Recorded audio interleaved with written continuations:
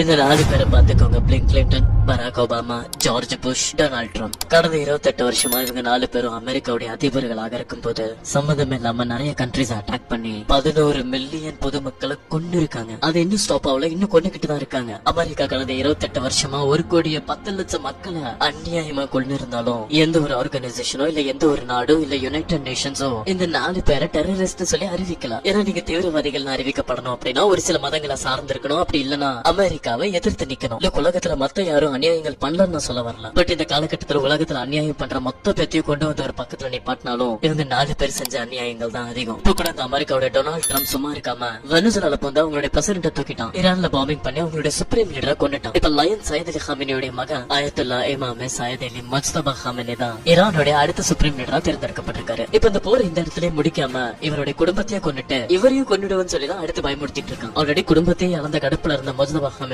ட்ரம்புடைய இந்த ஒரு நடவடிக்கைக்கு இன்னைக்கு கடுப்பாகி ஸ்ட்ரைட் ஆஃப் ஹார்மஸையே மூடிட்டாங்க. ஆக்சுவலா இந்த ஸ்ட்ரைட் ஆஃப் ஹார்மஸ் சைனாக்கு ஓப்பனா இருக்கிற மாதிரி நமக்கு ஓப்பனா இருந்திருக்கும். ஆனா நம்ம தான் போய் இஸ்ரேல் ஃபாதர்லாண்ட்னு சொல்லிட்டு வந்துட்டோமே. நம்மளே நம்மளுடைய கையால இந்தியாவுக்கு ஸ்ட்ரைட் ஆஃப் ஹார்மஸை மூடிட்டு வந்துட்டோம். அதனால இப்ப இந்தியால பெட்ரோல் எல்பிஜி கேஸோட தட்டுப்பாடு பயங்கரமா போக ஆரம்பிச்சிருச்சு. சோ இந்த போர் இனி எவ்வளவு தூரத்துக்கு போக போகுதுன்னு தெரியல. சோ உங்களுடைய கருத்துக்கள் என்னங்கறத கமெண்ட்ல சொல்லுங்க.